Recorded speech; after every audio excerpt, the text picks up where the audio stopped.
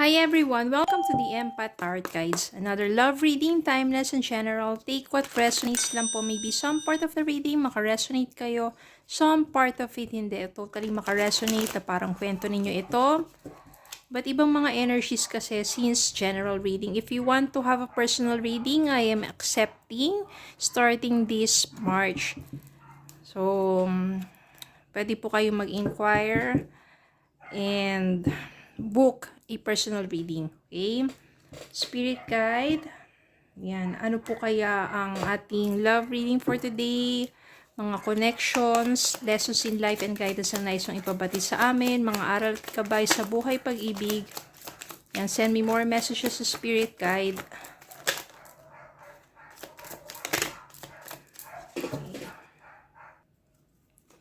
Yan. Send me more messages sa spirit guide. Anong love connections ito? Lessons in life and guidance. So, nais mong ipabati sa amin. Mga aral at gabay sa buhay, pag-ibig, and life in general.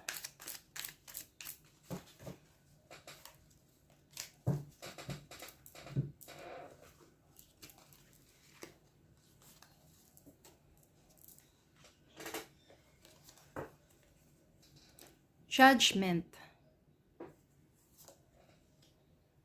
Sun. Two of Pentacles. Seven of Swords. Ten of Wands. The Tower. Two of Wands. Temperance. Ace of Cups. Queen of Cups.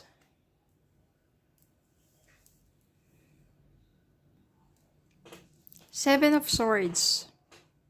Betrayal. Cheating. O yung paulit-ulit na pagsisinungaling sa'yo at yung paggawa ng hindi maganda. Cheating sa relasyon. Lying. Okay. Siguro hindi mo na nakayanan pa kaya nandito si Ten of Wands. Sobra-sobra ng bigat yung dinadala mo sa relasyon ninyo. Paulit-ulit, paulit-ulit, hanggang sa napagod ka na. Kasi wala na talagang hindi na siya maayos pa. The Tower, wasak na. Hindi na maayos pa. Judgment. Dati kasi kaya mo pang tiisin eh. Dati kasi, maaring kumakapit ka pa rin sa pag-asa na mababago pa ang lahat, magiging maayos pa ang lahat, pero eventually wala, natauhan ka na rin. So, ito yung yung awakening. Namulat ka na rin, natauhan ka na rin na hindi ka na talaga masasabi natin yung masaya at isa pa, walang katahimikan ng puso't isipan mo. Sobrang bigat ng dinadala mo. Kaya dito, eventually, talaga natauhan ka na parang tama na. Nawawalan ka na ng respeto sa sarili mo. Kaya, namulat ka na sa katotohanan. Dati kasi in denial ka eh. Alam mo yung parang pilit mong kinukubli sa sarili mo na hindi totoo yun. Hindi niya ako niloloko. Hindi niya magagawa sa akin yun. Mahal niya ako. Pero hanggang sa na talaga, then tinanggap mo na sa sarili mo na gano'n ang nangyari sa inyong relasyon, nagkaroon ng awakening dito. Medyo matagal, kasi pilit mong kinukubli, matagal na panahon eh, hanggang totally wala na. Ikaw na rin talaga yung bumitaw, dahil wala na eh. Paulit-ulit ko sinasabing wala na. Dahil hindi na siya parang maayos pa. Kung magbabago tong taong to siguro pagdating ng panahon at para sa ibang tao na. Para sa sarili na rin niya. Pero para sa iyo, enough na, enough, tama na. Hanggang dumating yung point na Two of Wands. Nagplano ka na lang na mag-travel, mag-explore, na lumayo, magpakalayo-layo, at yun ang ginawa mo. Malaki ang possibility dito na pumunta ka sa ibang lugar, doon ka nagsumikap, doon ka nagtrabaho, Meron ka mga work, kaliwat kanan, nagpaka-busy ka para lang makalimot na. Doon ka na lang nag-focus sa sarili mo. So, maraming mga offers din sa'yo at maraming mga opportunities na tinatanggap mo.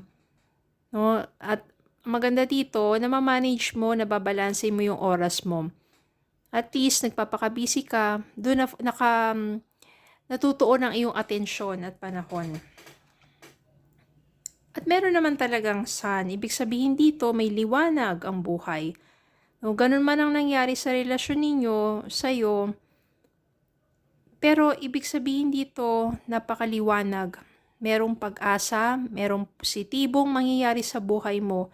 Hindi natatapos ang lahat dahil lang nawasak ang relasyon ninyo, dahil lang nagkaroon ka ng failed relationship, ibig sabihin hindi doon matatapos ang buhay mo.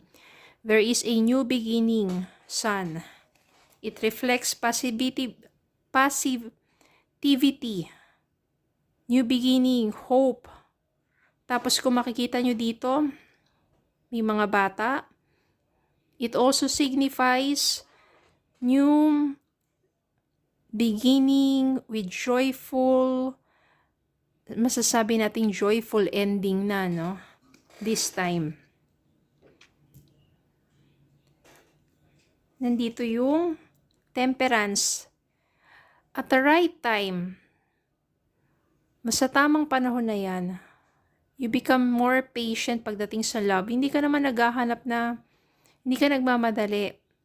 Kasi alam mo, merong tamang taong nakalaan para sa'yo. So, katulad dito ng pagsali niya, no? Hindi ibig sabihin niya na nagmamadali siya, na natatapon na lang lahat. Dahan-dahan. At dito yung mga bulaklak dito, napakagandang sinyalis yan na you will bloom. Yung energy ng mga flowers na yan, it will give you calmness, tranquility. At haharapin mo ang panibagong simula ng punong-puno ng pag-asa. At at the proper timing talaga, darating yung new love, Ace of Cups. So may panibagong pag-ibig, kaya wag mawala ng pag-asa. And yung Queen of Cups dito, ibig sabihin yan, muli kang magmamahal. Tingnan natin ang mga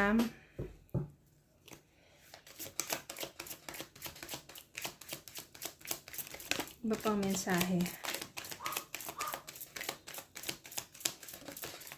Ayan.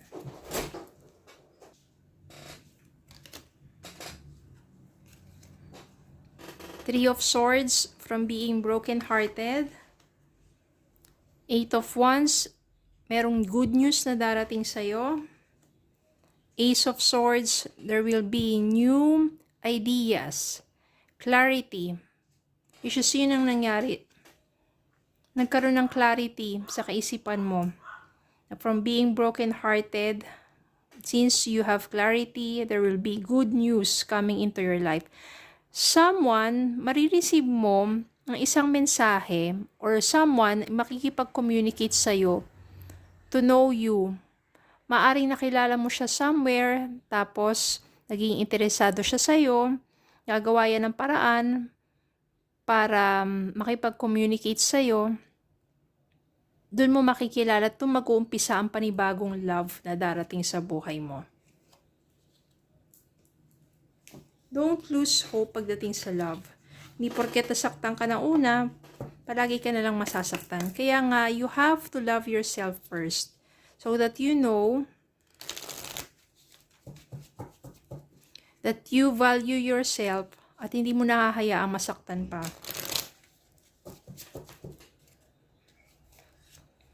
Unconditional love. The love between you and your person is eternal. Nothing and no one can take it away from you. Yan ang mangyayari sa panibagong love na darating sa buhay mo.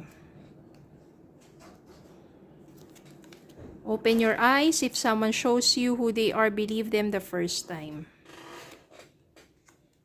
One more. Redirect your thoughts. Focus on what you want to attract in this relationship, not what you fear will happen.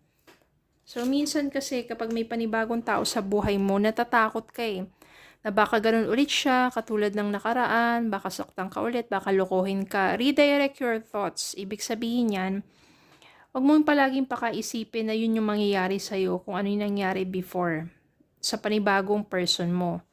Okay lang, mag-focus ka kung ano yung mga magaganda sa relasyon ninyo. Kasi yung fear mo, yun yung mga multo lang naman na hindi naman totoo. Tapos magiging reality yan because what you think palagi, magre-reflect yan sa mga sinasabi mo at the same time sa mga actions mo. Yun yung magiging energy mo, yung fear mo. Kunwari, palagi kang nagdududa sa new person mo. Ganun. Tapos yun na yung palagi mo iniisip, makakapagsalita ka na ng hindi magaganda. So doon na magsisimula yung mga away. No? So redirect your thoughts. Doon ka sa mga gandang bagay about your relationship with your new person. Okay? So that maging successful ang next relationship mo with someone you deserve. Okay, you deserve love. True love. Okay, so yun lang po. Maraming salamat po for watching. Please don't forget to like, share, comment, subscribe. Follow my Facebook and YouTube. Have a good day po and God bless.